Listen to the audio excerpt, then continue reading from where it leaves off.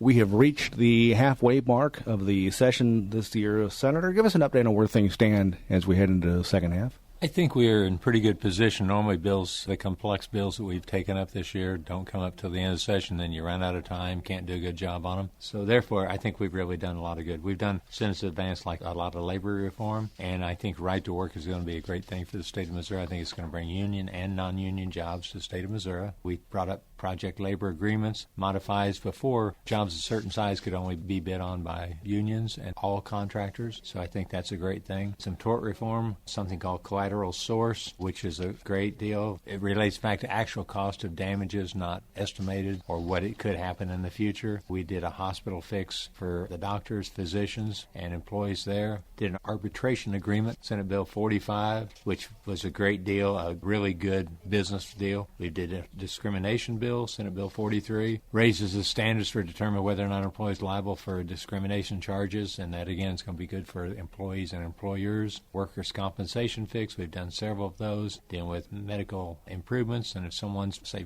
we've had some on there for like 4 years, and they say it's temporary. No, it's not temporary, it's permanent, so let's move on and get that settlement made. Just this week we did expert witness, and we now align with the federal standards, which is really a good idea because before anybody could be called to testify whether they're an expert or not and be called an expert witness. And so this defines that and puts it the same as the federal statutes. This week we passed an ag bill. Last year there were some herbicides that went over to a neighbor's property and ultimately led to death, I'm afraid. But it just wiped out this person's crops, peaches, soybeans in the Boot Hill, great big farm. The penalty was only $1,000 for doing something like that. When you're farming that big of an area, $1,000 is nothing. If you can say by a non-approved herbicide, then what's $1,000 if you save $10,000 in herbicides for your farm? So I had some people using illegal stuff. This tightens that up, makes it a little bit more penalty, makes them serious about it, and hopefully it doesn't lead to the incidents like we had down there. We've done some on-the-job training things, Senate Bill 10, and it modifies Missouri Works and Missouri Work training programs. It's going to help new businesses coming into the state of Missouri. Did deregulation on Senate Bill 65, but it's going to help out the people a lot that do the gigging on the river. We did pass a prescription drug monitoring. It's over in the House right now, and we'll see where it goes. Something definitely needs to be done. Missouri RX Cares program, we passed something there, and they had like $7 million